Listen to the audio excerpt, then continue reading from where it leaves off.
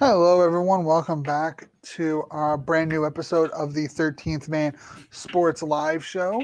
It's our first episode since rebranding from the 13th Man podcast to the 13th Man Live and 13th Man Sport. Thank you all for being part of our transition as we branch into more areas of the Canadian sports scene, covering everything from the CEBL, which Frankie did a very insightful article Is that a today word? he released.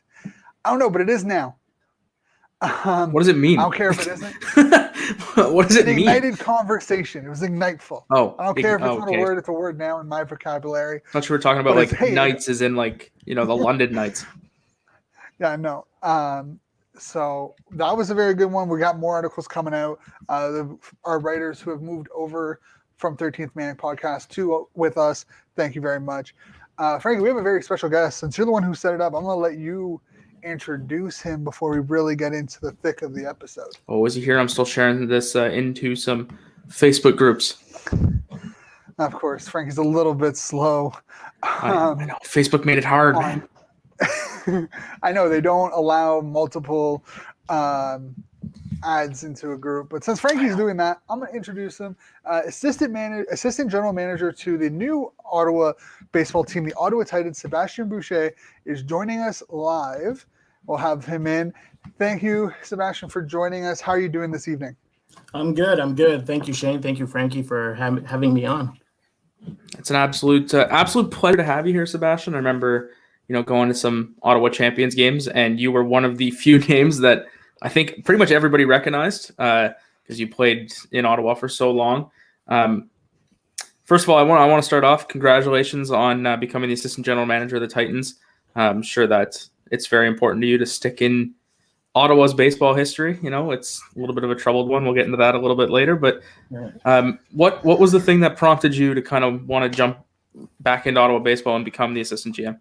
Well, this is something that I was already contemplating with the Champions. Being on the field, it's always fun. It's always great to be on the field. But I was getting a little older, wanting to just get a feel for the business side of it, and I'd say help my family and spend more time at home during the summer is always better. So I have two young boys and a wife. So they were definitely happy for me to step off the field and get in the business side of it.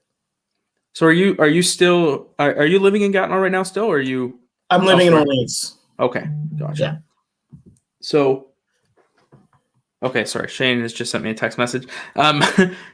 So for you coming off the field, you played in the Can-Am League for, I believe it was 9 years, started 2009 all the way to 2018. Was stepping off the field just a family matter for you, or how difficult was that for you? It was tough. Well, it was like an easy and a tough way. So COVID kind of helped out with that. It allowed me to spend a summer off without really having to miss the field because nobody else was on the field. There's no baseball going on in the city. So it gave me a perspective of, what a summer could be like without baseball. And it was quite appealing, to be honest, to be off the field and enjoying, the pleasures of summer with the family. That was kind of nice. So that kind of had a factor in it. And just, I always want to be part of baseball. So one way or another, I wanted to be a part of baseball. So the logical thing was just to step off the field and enjoy the front office job a little bit. Yeah. And I want to get a little bit of an insight too, because a lot of the players that you guys bring in aren't really known in the public eye as they would be in the major leagues. So, how do you guys go about finding young baseball players and a lot of Canadians in the way of the Titans, bringing them into the fold, I guess, before we had the dispersal draft? Yeah, so our manager Steve, this is pretty much the manager's job in independent baseball. They're kind of the ones that kind of do all the networking. So it's pretty much a lot of networking. You have to gather a lot of contacts and make a lot of friends in the business in all parts of the world, and whatever player is appealing to you, you kind of have to go after him, and knowing full well that there's probably 600 or 700 teams that are going for the same player. You kind of have to sell your product and sell where you're playing and what Ottawa's all about to try to get him to come here. So you said it's kind of the manager's job to get that stuff done, but how exactly did you guys sell Ottawa to anybody wanting to play in the Frontier League? Well, the easy selling point is Ottawa's a AAA caliber city. We had AAA here. We play in a AAA stadium. So the luxuries of high quality baseball is here. It's a major city at the same time. It's over 1 million. So you're not going to a small town. So that's a easy way to sell a player on. You have plenty of things to do in the summer. You get plenty of sights to see. So it's a great tourist area. So you kind of sell players on that. And then you just gotta sell yourself as a manager and gain their trust and just pretty much tell them that you're trying to get them to the next level, just like they're trying to do. So that's our main goal as managers, is to try to get everybody that we can to the next level, and that the players kind of have to get a little bit of trust in you, and they kind of go with that. Forgive me for jumping around a little bit. I'm just very excited because you're our first non-football guest. We've been going for a year and never had anybody in another sport. So correct me if I'm wrong, but back with the Champions, I believe it was in their last season, you were also the hitting coach as well as a player? Yeah, so I was the hitting coach from the first year with the Champions. So okay. That was kind of a thing we had arranged. Coming off the field, I kind of wanted to make the jump into the managing job, but I didn't have any experience. So ownership of the Champions kind of brought in Hal Lanier to take on that role, and he was a mentor for me in a way. And when the time was right and Hal was ready to go, I would kind of move into that position. So it kind of worked out that way a little bit. And he was a great mentor. I learned the game a lot from him, a lot of things from the managerial side of it that I learned that, you kind of, it's always a great guy to learn from. So I was very fortunate with that. I'm glad you brought up Hal too, because, I really, when he had come in, I was still way too young to know what he had done in the major leagues before, of course. So, I Googled his name, and his resume is so impressive. So I can only imagine that, for you, you're still young in the manager side of things here. So I can't imagine how helpful he would have been for you. Oh yeah, he was great. All the experience that he's kind of been through, he's been in around the major leagues since he was a little kid. So, his father played in the majors too. So he has a catalog of experience that people can only dream of, and to be able to pick that brain and get, the knowledge that you can out of that a person like Hal, it was just tremendous for me. Shane, do you have anything before I continue to ramble on? Let you speak. For me, growing up in Ottawa, I didn't really get into baseball. The leagues were before, they ended before my time really getting into sports at a young age, and then there wasn't really anything. And then we had the Champions. All I really remember of Ottawa baseball was the Lynx and then the Champions. Ottawa doesn't seem like a baseball city. So as now being a player and now a manager, how do you sell that to a player coming in where if they did their research, we've lost a couple of teams. How does that play into the management side of things? As far as Ottawa not being a baseball city, I'll have to disagree with you on that. We do have a lot of baseball. I think the marketing aspect of baseball is very different here in Ottawa. I think we have a different situations from other cities, being a government city and the capital of a national capital. It's tough to market in all the festivals that we have to compete against in the summer, and there's plenty of things to do, but it is a good market for baseball. It just has to be tapped in the right way, I believe. Yeah. I agree with that. And Shane, baseball is going to work in the city someday. I can promise you that. And that kind of brings me to the next point of, I believe Sam Katz, I believe is his name. Yeah, Sam And Katz. yeah, okay. And the OSA group have, like, obviously they brought you in. What have the discussions been like with them as far as trying to get this team off the ground?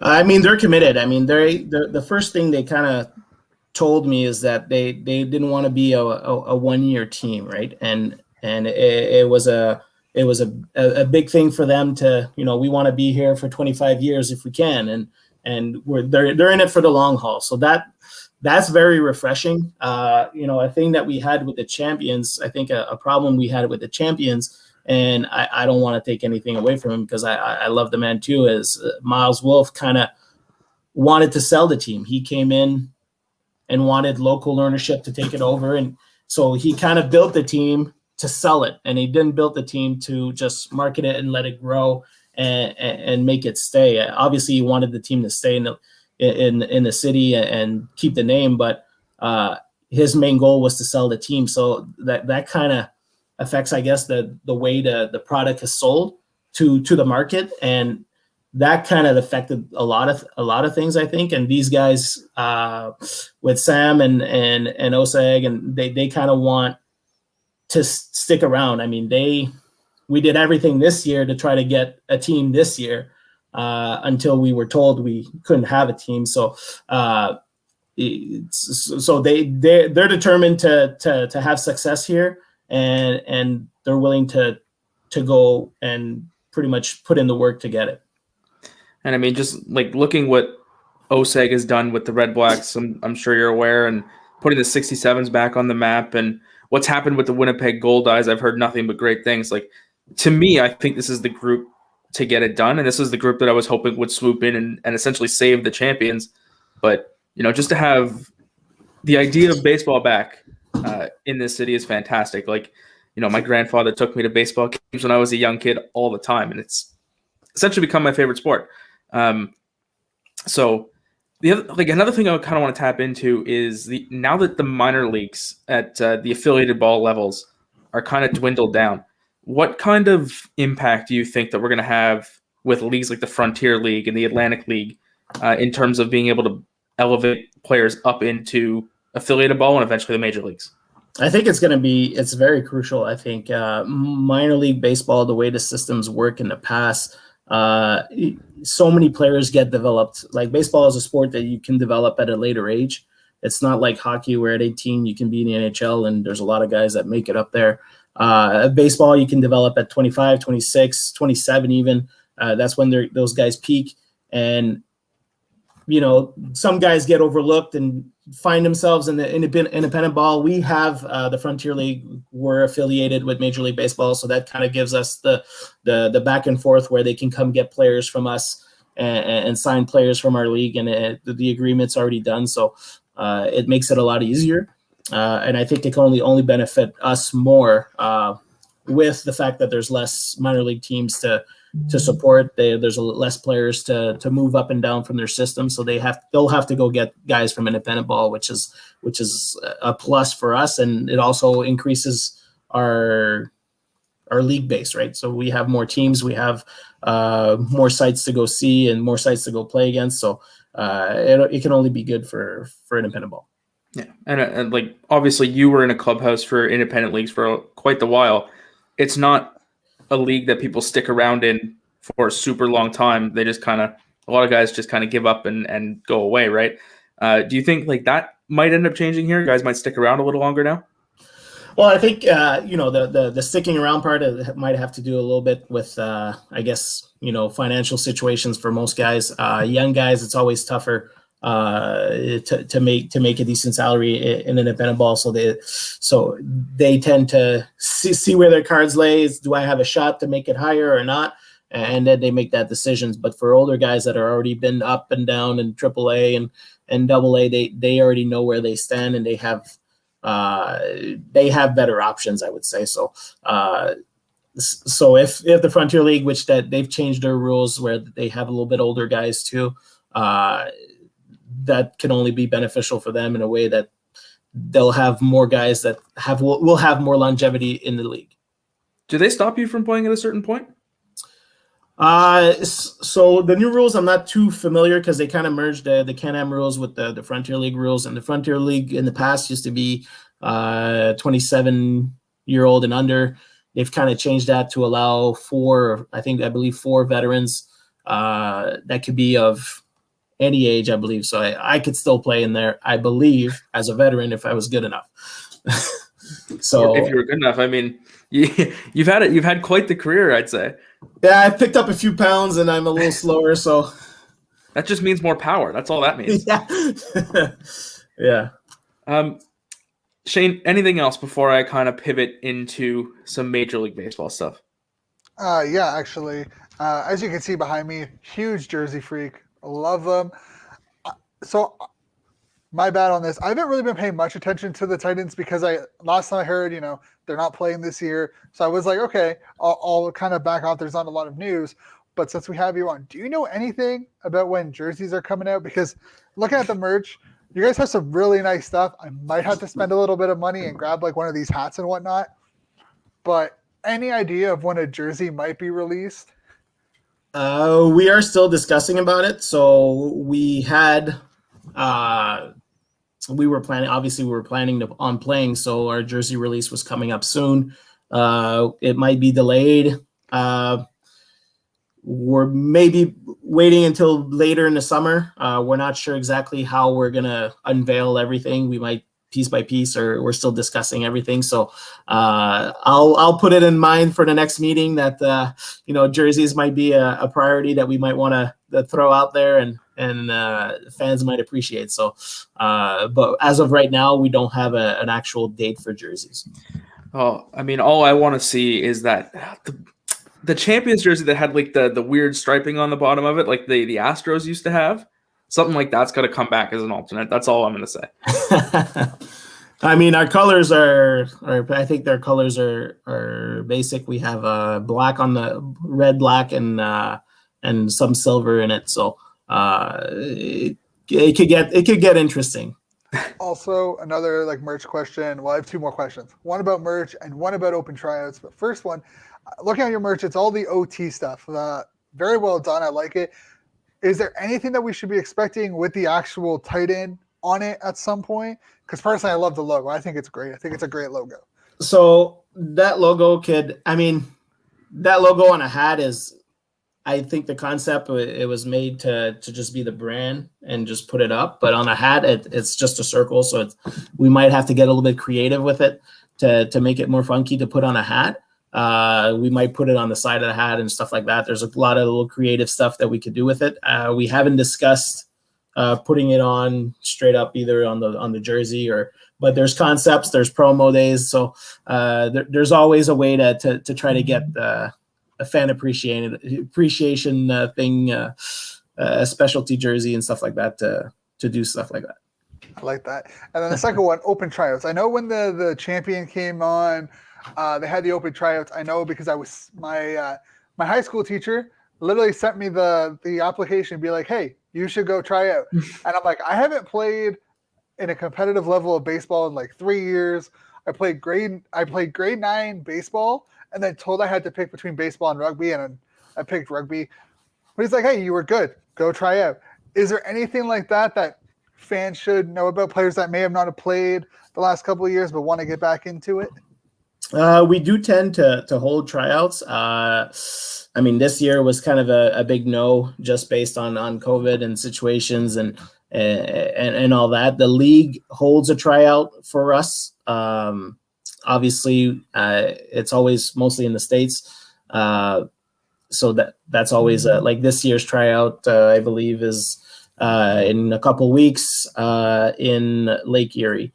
So it's not very convenient for local players, but there has been talks about maybe merging with Quebec and Trois-Rivières for future years and trying to hold a tryout for our region that's beneficial for pretty much everybody in the area. and make it so. But we haven't discussed the local tryouts yet. But it's always a good way to promote the team as well, and get to see what our local talent is all about. You mentioned, before I skip into what I was going to originally ask, you mentioned Trois-Rivières and Quebec. Those two teams are kind of coming together to make a travel team. Was there any talk about the Titans potentially as well being a part of that team? Yes. As far as we were planning to be a travel team for a majority until we, all our plans were pretty much gearing ourselves to be a travel team until hopefully August, and then trying to get some games here. And then Quebec was the only team that I believe, I don't want to get ahead of myself here, but I believe that they had maybe some funding that was available for them, because they're a business that's trying to survive in COVID and pandemic, and we were just an up and coming team. We don't qualify for that, and Trois-Rivières is in a similar situation where they're I believe they have some nonprofits in there and stuff like that, so they didn't qualify as well. So that I think that's kind of just the luck of the draw. We couldn't get ourselves in on there, and it was more logical for just Quebec to be the team that was in there. Okay. Yeah, and Shane, anything else before I pivot to some major league stuff? No, go right ahead. I think I've got all my questions answered. Perfect. So have you been following the Blue Jays at all this season? The Blue Jays, I've caught a couple games. I haven't followed intensively, but my son does. If I could bring him in here, he's not here right now, but if I bring him in here, he could tell you a lot more than I can.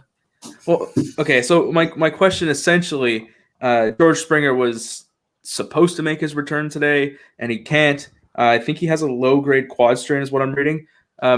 You played outfield as well, right? You're a similar position. How devastating would that kind of an injury be for somebody trying to make a return?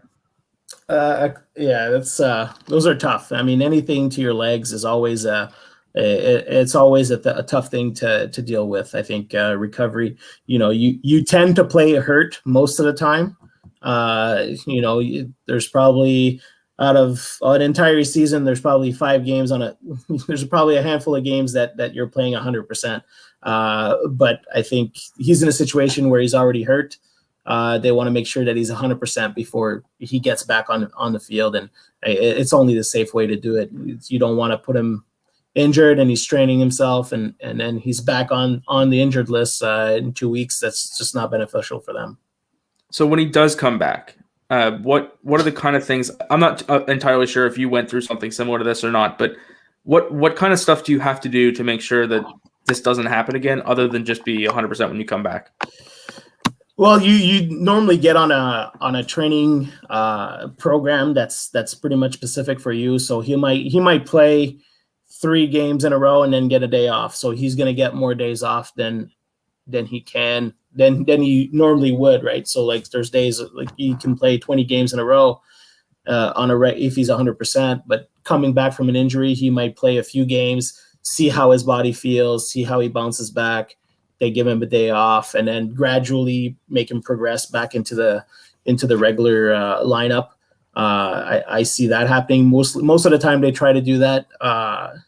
Test that out in the minor leagues. But a guy like that who's a big contract guy and just pretty much a star player, that they probably want to try to get him in there as soon as possible to make fans happy at the same time. To kind of stick on the injury front, I mean, we see fans all the time about, I don't know how you get hurt playing baseball. You just stand there and then you swing a piece of wood 3 times a night and then you're done. How genuinely hard is it to take care of your body while you're on the field every single day and traveling in between? It's that I think that's the toughest thing in it. Toughest sport you can imagine. I'd rather get hit once a week by a 300-pound linebacker than having to stand in a field for 4 hours and just going up and down and up and down It's the teasiest thing, right? So baseball is a grind. I mean, that's why you play every day. That's what makes it tough. Is the everyday grind is so tough on the body. You wish for off days, right? You just wish for the off day that okay, I can get, my body gets to relax a little bit, and I get to restart the next day. So that's the biggest thing is the everyday grind, injuries, and by all means, baseball is a very it's an explosive sport, right? It looks really boring, but everything that happens in baseball is 4 seconds. So it's quite explosive. I'm giving 100% for 4 seconds. I'm doing my max. So if I'm swinging, I can strain a lot of little muscles that you never knew existed, and same thing with throwing. So it's a tough little grind, and those are little injuries that you would never think about that pretty much can hinder you for a month and stuff. So it's always tough. And you don't really have the major league experience to draw against, but you have been, throughout AAA, AA ball, you played independent ball a whole bunch. How much tougher? I mean, you've probably played with guys who have told you all about how luxurious major league life can be. How difficult is it to continue to play every single day when you don't have some of those luxuries like the major league guys do? Oh, I can imagine. Just the travel alone, major league travel, I believe, is a lot better. Right? You're flying. It's 3-hour flights. Whereas if you're in the bus leagues, you could be doing a 12-hour bus, a 14-hour bus, and then playing as soon as you get off the bus. So times like that are they're grueling days and grueling nights. You're sleeping on the bus on the way to your next game, and that is always tougher. So I they do in major leagues, they kind of have a lot more games. They do play about 40 to 60 games depending on the leagues, but they get more off days. They do have the luxurious life, but it's still a grind. I mean, you're right after a game, they're probably hopping on a plane and doing a red eye to the next city. So it's not easy any way you want to put it. So I think that's about everything I have. But last thing I want to know, if you had to pick your ideal World Series right now, who would you be? My ideal World Series. Well, obviously I'd go with the Blue Jays. Just I'm a Canadian guy. I'm going to go with my only Canadian team. And love to see him against San Diego's up and comer, I believe. So I agree. That'd be a great little matchup. Yeah, Vlad can finally have the chance to prove that he's actually better than Tatis. So yeah, and you have all the young guys, right? So they have all the young guys on one end, all the young guys on the other. So it might be interesting in a couple of years, actually. For sure. Well, I thank you very, very much for coming on. You'll probably see us on the in the stadium at some point. I think we're gonna be able to get in there once we get back to playing in 2022. So yeah, we wish you all the best with the team. Hopefully we can get a bit of a championship contender on the field, and we can get some good baseball back in Ottawa. Yeah, definitely hoping for it, for sure. Thank you very much. All right. Thank you, Frankie. Thank you, Shane.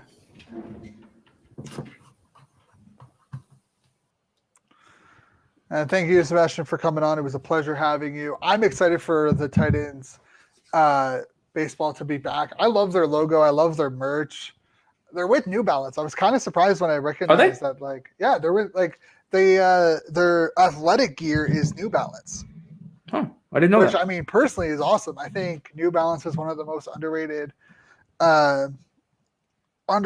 companies, like sports companies out there. I agree. That's why Kawhi signed with them. That's why I'm wearing my Kawhi jersey, man. I don't know, man. I'm looking at like this Ottawa Titans baseball. Like, I don't know if you can. I'm gonna this. This is sick. Not gonna lie, I'm gonna have to cop this. Like, it's just a basic dry fit New Balance tee, but it looks awesome. I love the logo. I love the OT. They did really well on that. Yeah, and I think the guy who made it's on Twitter somewhere, and they unveiled the logo, and somebody commented about how they're like, "Oh, it's so ugly," and the guy came back and he's like, "I don't think so. I think I like it kind of a lot."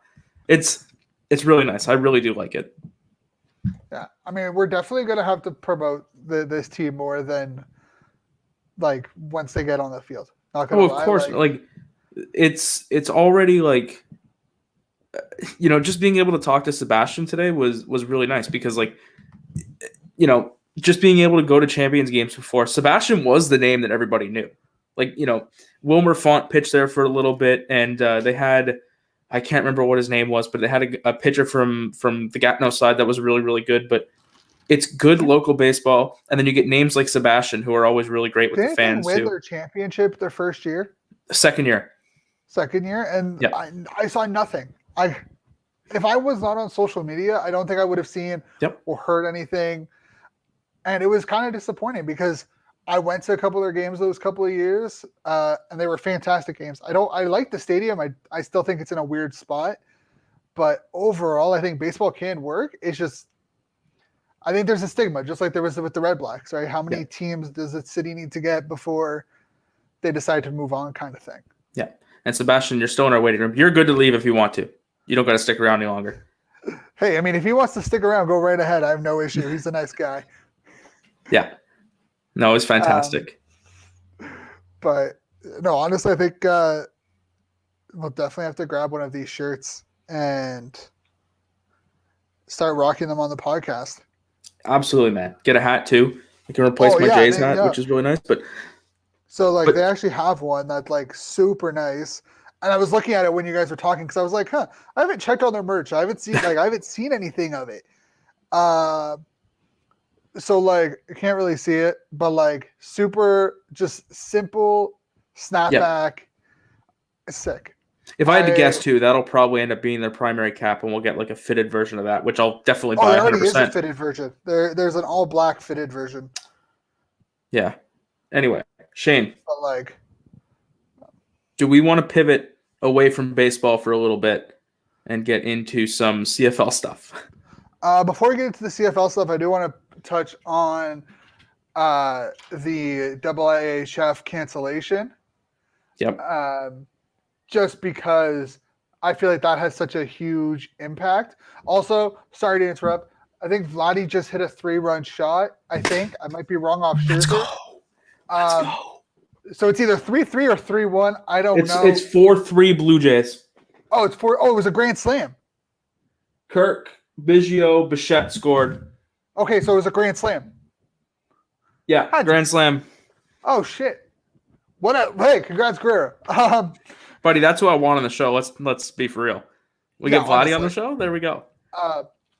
Hey, if Sebastien wants to send us some care kits, we will gladly rock any care kits on the show, no matter the company. Well, that's not true. Depending on the company. But like, if a team wants to send us some care kits, go right ahead. We'll rock it. Doesn't matter if you're in Toronto, if you're out west. Don't matter. We'll rock it. But anyways, back to the IIHF. Personally, I understand somewhat Nova Scotia's situation. They want to control it, becomes an issue. I have an issue with why was there not contingency plans in place if you believe that there was a possibility of this happening. I also believe, if I'm not mistaken, or is it the Quebec teams and the Maritime teams that are in the playoffs, or is it just the Quebec They're teams? still playing. There's both of them. So the Maritime teams are playing with fans. The Quebec teams are not playing with any fans. So that's where my issue comes with this. And I'll say this as well. If that was the men's tournament, they wouldn't have canceled it. I think you and me both agree on that one. 100%. If this was okay, yes, it's in Texas, so it is a little bit different. But the fact that I looked it up, there was like 2,100 cases of COVID in Edmonton over Christmas before the tournament, and they still went on with the tournament. Because of course they did. I mean, it's a massive money tournament, and that's the problem. The women's tournament, the money's not there, unfortunately. So places are like, oh, it's just too risky. We shouldn't do it. Like I can understand, okay, like, bubble, but I honestly don't understand. I think it's bad. I think it's a bad look on Hockey Canada. It's a bad look on IIHF. Even if they were surprised by it, because by the sounds of it, they were kind of taken aback by it. They weren't expecting it. Yeah. But the fact is, they didn't have a contingency plan. They didn't have a plan in place of like, okay, let's say for whatever reason, Nova Scotia can't hold it. What do we do? Well, and I mean, did we not see Edmonton reach out to host it. I think we saw Ottawa reach out. Charlottetown, Edmonton, Dallas. And I think we also saw Helsinki, Finland reach out as well. Yeah. So you could have got teams, like you could have got a city to host it. And personally, if I'm Are they still looking, or have they canceled it entirely? No, IIHF is looking. They're hoping to hold it in late August. Good. Personally, though, as living in Ottawa, if we could have fans in the stands in August, like a late August, early September, either at TD Place or in the Canadian Tire Center, I'm going to be at least like half of those games. Yes. I'm going to try my best to get to half of those games, obviously, work or whatever. But I find international women's hockey is better than some of the men's international hockey. It can be, for sure. It can be. I'm sorry, I'm just trying to find, because we also have the U18s are starting tonight, I believe. They started yesterday. Today's day 2. Canada's on at 9 o'clock. Yeah. I think against Finland. I'm not sure who they play. I just know Shane Wright's the captain, and Jack Mateer, and I believe Jack Beck is there too, correct? I think no, he's too old. I don't think so. Yeah, he's 18. Is he? Wow. Yeah, he turned. I guess so. Yeah. He turned in 18. Mateer. Jack Mateer. Yeah. He's there. Yep. But Beck is too old. I checked because I know he was originally announced on the roster last year. Yeah. But yeah, he was. He turned 18 in April, so he's too old. And I mean, this is something I got to talk about tomorrow because I'm going to be on the Hockey Writers Live. We're talking about some of this stuff, but this the opportunity that's in front of him, Jack Mateer right now, is incredible, and it's something that he's going to have to pounce on because the OHL and the government of Ontario are incompetent and they couldn't get a season going. Yeah, I mean, I don't even know what to say about that. That personally is ridiculous. The fact that you have the NHL, who somehow, some way, you allowed the CFL or the NHL to have players, and teams coming in and out of Ontario, but you won't allow bus travel teams going from city to city. Even bubbling them. But this is the thing, right? I wrote an article about how the OHL failed its players, and I believe that because, the government told you what was going to happen if you wanted to play. Right when you got told that, you should have known, okay, is this possible? Can we do this? Or no, we can't do that.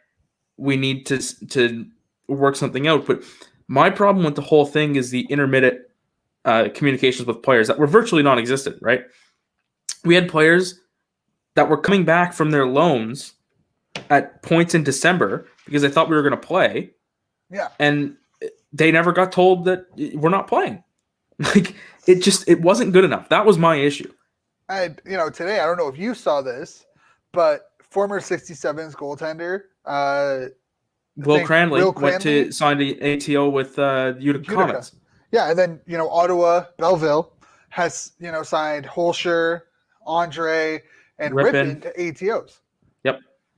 And it just... Wasn't Cranley... this is why I'm confused.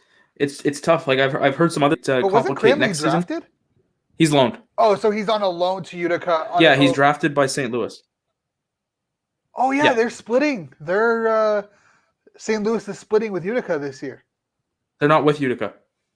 No, but I thought they were splitting. They were splitting with Vancouver because they don't have an actual. Oh, are they? I'm pretty sure. That would make sense if he was. That would make sense if he was signed to an ATO and he went to because I think Springfield.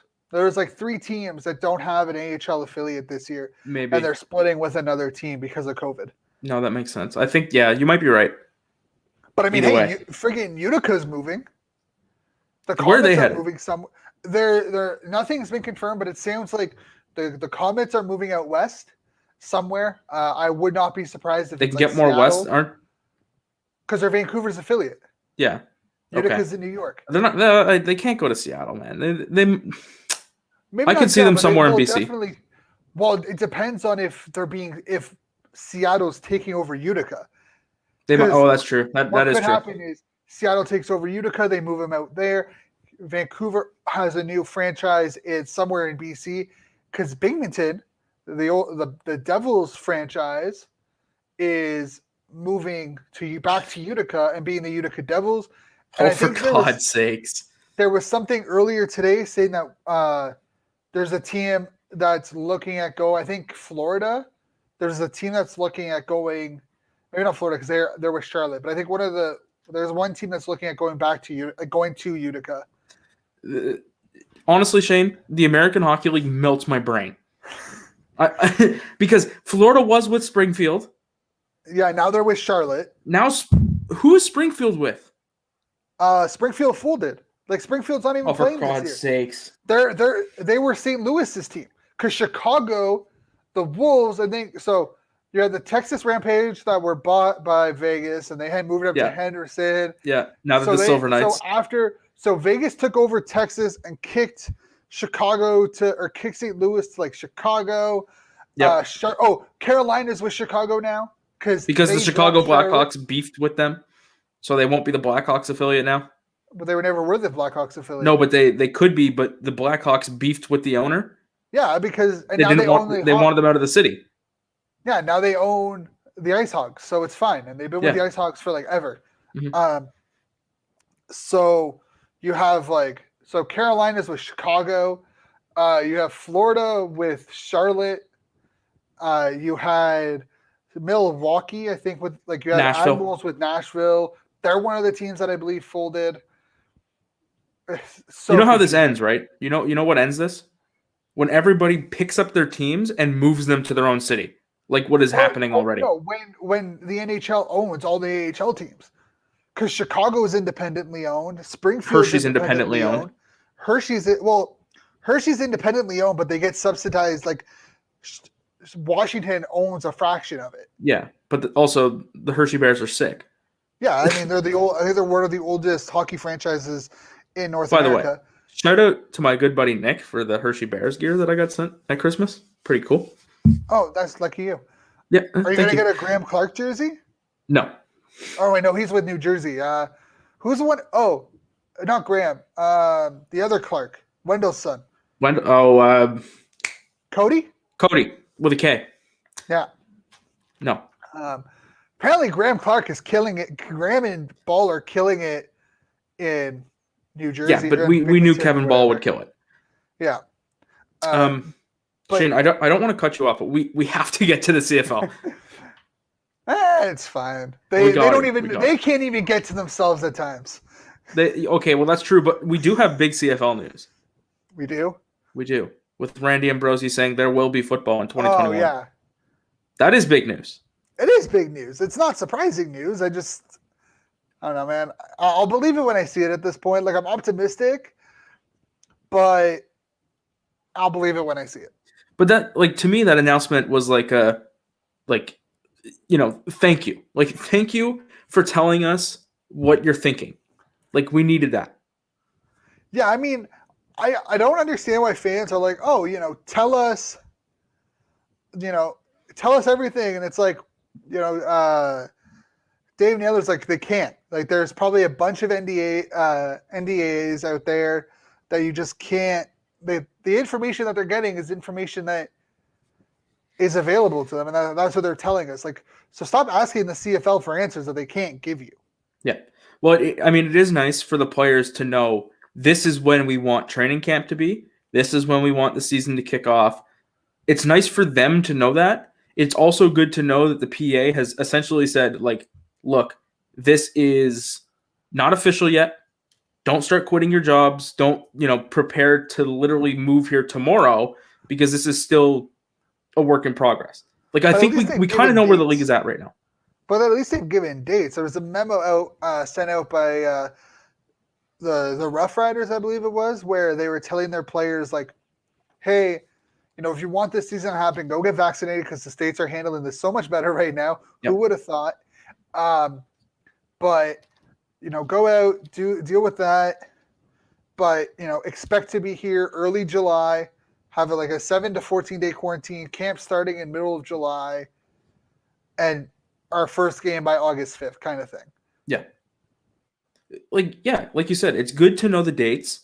It's good to know that the CFL is looking at options of hosting all their games out west for the first little bit. that was something I was literally working on an article about how that should be happening. And then they announced it. So I kind of just scrapped it because I didn't want to look like an idiot when I was actually trying to look like a genius. Yeah, I mean, I think going out west for a couple of games, if they had to start the season out west, if it meant fans in the stands, it is the best option. Well, I'm kind of surprised that they're still willing to hold the Grey Cup in Hamilton. I mean, I'm not, because what are we talking about in December? Hopefully a different world. Hopefully, but I just feel like, I believe that there has to be a secondary option, right? BC Place has to be plan B because it's a closed stadium. Like the only benefit of a closed stadium right now is BC Place in case Ontario isn't any better. I mean, actually, I would argue that if COVID is still an issue, then BC Place would be the last place they want to do it because it is an indoor venue. Well, only if BC, only if Vancouver's still an issue. If Ontario is the only province that hasn't got their stuff together. Yeah, but that's unlikely, right? It has to be unlikely. Yeah, you're putting a little bit too much faith in Ford over this. Maybe I am, but if come December, Shane, we do not have nearly everybody that wanted a vaccine. Actually, you know what? Screw it. Everybody that wants a vaccine better have one by December. Because if they don't, Shane, I swear I will eat my microphone.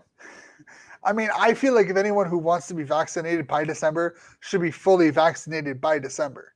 Here's what we'll do, okay? If come December, not everybody who wants a vaccine is vaccinated with at least one dose. I won't go two. You will get some football gear. I'll get some football gear, and you'll line me up and run me over. How about that? Okay. Okay. Guys, don't get vaccinated because I want to just run Frankie over. No. Please get vaccinated because I want to go to the Red Blacks games this year, okay? Same. I mean, I want to go to football games. I want to go out and enjoy the summer, with my family and whatnot. Like, I want to get to this too. We got a question that came in from Sam Ritter. Hey, thank you for all the support. You're here almost like every live show. We appreciate it. I recognize that name pretty well, even though we haven't done this in like a month. But essentially, like 2 months. It's been since like February. Dude, it's been a while, and we got some really good support on our last episode, which is fantastic.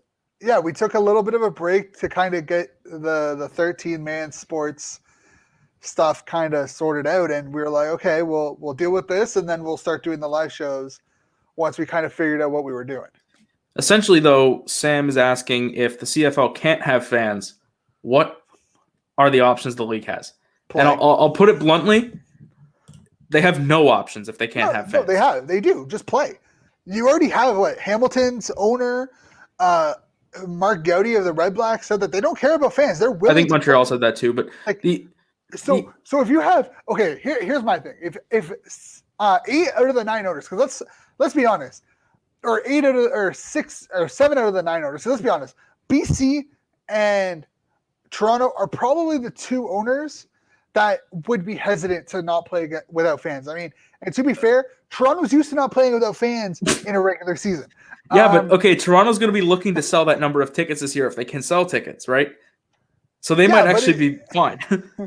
But realistically, if you have 6, 7 of your 9 teams willing to play, tell the other owners, suck it up, we're playing. Yeah, I mean, I can't see a world where Toronto plays with no fans at all. I can't see it. MLSE simply has been throwing their weight around, from what I've heard, trying to make this merger with the XFL happen because they want to ditch the Canadian rules, right? They think that an American rules football team would do better in Toronto. They might be right. Yeah. They might be right. They barely sold out NFL games at Rogers Place. Let's not kid ourselves. 4-down football isn't going to work in Canada. It's really not. People are going to come up. They're going to start watching it. They're going to go to games. I think this is the thing, is that most Canadians don't go to a game every weekend. They'll go to 1 or 2 a year, and that's what drives up the novelty of it. You start going to NFL games on a regular basis and then rewatch some CFL games, you're going to realize that the NFL is not the better game. Hold on. We've got a rarity. My boy Tim Mixon in the comments, my boy Alabama Clutch here. If the CFL does play, as someone who doesn't watch much CFL, what should you watch for?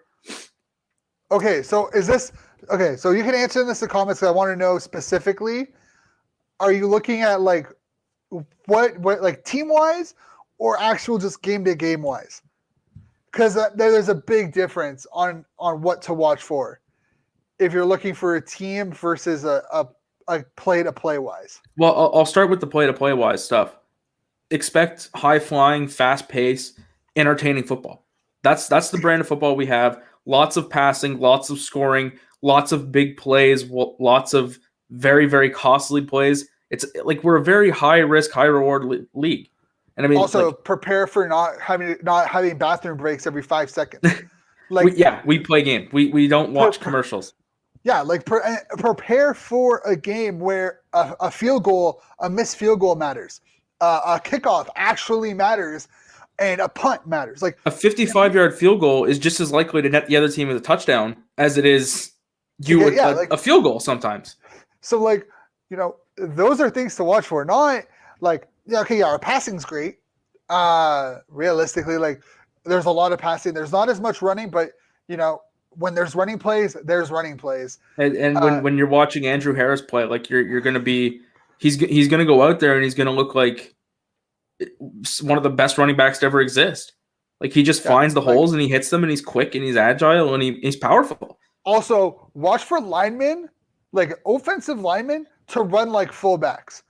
I think that's what talking to people in the States, their biggest thing is how quick linemen move. Because realistically, you don't need to be a big line. Like you don't need to be a fast lineman in the NFL. There isn't a lot of running as a lineman in the NFL.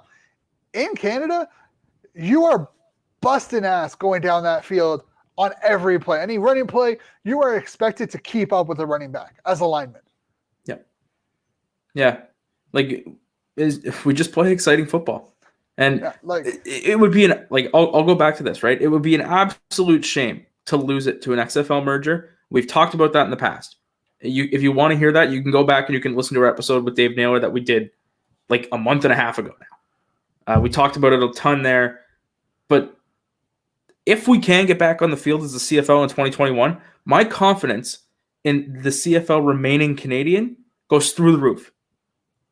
If they don't play in 2021, it's all but over. Yeah, I mean, I understand people want for it to be Canadian, but here's my thing. I think when people think of 4-down football, they think of everything across the board, like Americanize everything. You can keep the entire a Canadian game. You add an extra down, it's not going to change anything. You know, if they want to add a 4-down, cool. Add a 4th down. Don't touch the 1 yard rule. Don't touch the 5 yard halo. Don't fuck with the field size. Don't, so much for PG. Don't mess that stuff up. But if you want to add an extra down, whatever. Like it's not that big of a deal. The 3rd or 4th down is not that big of a deal. It's just everything else. I think is what people are frustrated think is going to happen. Yeah, I mean, I'm just like genuinely excited to like be talking about the CFL again because it feels like for a long while it was dead. You know what I mean? And now there's positive news. This is when we're going to be back, and we can get vaccinated enough by that point, and we can start without fans. But we gotta have confirmation that 6 weeks down the road we're going to be able to get 5,500 people into TD Place, which by the way should be already happening here. It's unreasonable we can't put 10% capacity or just 20. I think it's about 20%. To think that Ottawa is a 24,000 seat arena and you can't socially distance 5 to 10,000 of that is ridiculous. Yep. In an outdoor arena, like I think that's what frustrates me the most is that it's an outdoor arena. Yep. But hopefully we'll be back to that. Next week is going to be interesting with our show here. We're hoping to potentially have a couple of guys that are going to be drafted later in the night on the show. We're going to be covering the draft again, I think is what's happening, assuming. I believe so. If that's what our plans line up, we'll be doing another draft day special. What we started off with really last year was doing that full draft show. So we'll probably have it here again. Maybe we'll get. I think maybe Dakota and Zach. Yeah. And we haven't talked to those guys in forever. We haven't. I mean, we tweet them all the time, but we'll have to get them on. Hopefully, maybe. We'll talk to a couple of other draft eligibles if we can get them on, and I mean, we'll just go over the draft, have a good night, and enjoy. And hey, you know what? Shout out to Rob Bagg and Matt O'Donnell for being inducted into the Queen's Football Hall of Fame today. Yeah. Shout out to those two CFL legends. Additionally, we also have our new website. It's now 13thmansports.ca. You can see it just under my absolutely beautiful face. And if you're not listening, if you're listening on podcast form, my face is beautiful. Just trust me. But on our site, I want to shout out to our players initiative section. Yes. We have a spot. If you are a player, happen to be listening to this, shoot us a DM, email us, whatever. On our website, we have a section where we have the players initiatives. So Micah Always Purple Space is on there right now. We're going to have Purple Shift. Sorry. We'll have more places like that. You can put your brand there, whatever it is, for free. It's our way to give back to the players who have been so fantastic with us. So shoot us a DM, email us, whatever, like contact section on the website. We'll get it on there for you. Yeah, like again, we're not expecting anything. Obviously, if you want to hit us up with like a merch package, we're obviously not going to say no, but it is totally free. Like we're not expecting anything out of it. Yeah. If you have, you know, I know apparel is big now. You know, I'm working into it. Hit us up if you want some of your apparel on our site. We could make it linkable to your site for people to find it. Again, for Purple Shift, it's actually a great tool. If you're a player of any sport, it's not just football. This is what's great about Purple Shift. It's not just football. It is across it's multi-sport. It keeps draft combine stats. So if you have a coach or if you're looking at getting recruited and they're like, hey, can you send me your 40 time if you're an NFL player, a football player? They want to see your 40 time. Well, you can be like, hey, yeah, here's my video. Here's everything. You can send them your Purple Shift account and they'll have everything. You'll also have the ability to get ranked and it's globally. So you got if you're a guy in Ottawa, let's say you're a receiver in Ottawa and you're ranked ahead of a guy who is in Texas, and that guy in Texas is getting Division I offers. Well, you know you should be ahead of that guy. You know, you have the attributes to be ahead of that guy in offers, and the more people that are on it, the more accurate we're gonna get. And it's totally free. You can download it on iOS and on Android. The links will be in the description below in the video. Once we get the video posted, I will add the links to both the iOS and Android downloads. But guys, it's a great app. It's super easy. It's friendly. And it takes no time. Like it's no time to get verified. Yeah. And I mean, if you need a better reason to support it, Mike Ottawa Redblacks linebacker created it. So also, I found out he signed with the Red Blacks. I completely forgot that happened. Yeah, no, he's sick. Super great guy. Super great guy. Yeah. I love the Purple Shift idea. I think it's great. But, you know, we're going to try getting him on so we can kind of maybe talk a little bit more about it than I can. Hey, maybe that's a draft party idea, you know? We'll just get a bunch of guys coming on, maybe. I think we can do that. Yeah, I think it's great. But you know, we're hitting the hour mark, so we will wrap it up. We're going to try keeping these to an hour and 15, so you guys don't get too bored of them. But tired of hearing Shane's voice. That's fair. I'm tired of talking. My throat's starting to get sore. Even though you talk for literally the first half hour. Look, okay. You know what? I love baseball, man. So when I had the idea of getting Sebastien on, I was so excited, and then he said yes. That's literally fair. Couldn't explain to you how excited that's how I felt when you said that we're gonna get Derek Dennis on the field, like on the call. Yeah, we're getting one of my favorite players, him and Vernon Adams. Like I want to get Vernon Adams on the show. I reached out to him on Twitter. He hasn't answered. He didn't answer. But hey, he's a busy man. So I'm not gonna press him too hard. But before we wrap up, we are still looking for writers. You know, there's 5 of us that are really writing actively. If you want to write about any sport, you know, NFL, NBA, NHL, any of the women's sports, some of the lower levels, youth sports, division, like AHL, those kind of things, G League. If you want to write golf or curling or yeah, anything really. For God's sake, if you want to write about, is there a Canadian cricket team? Like if you want to, I don't know, if you want to write about them, let us know. Hey, we have We'll rugby. We have the Ottawa Aces, the Toronto Wolfpack. They just announced the North American Rugby League. So we do. If you want to get into writing, it is a free position and it is not paid right now. But if you don't need experience, if you want to get into it, shoot us a DM. Let us know. Hey, I want to write for like this league or this team. We'll get you in. You can start writing it.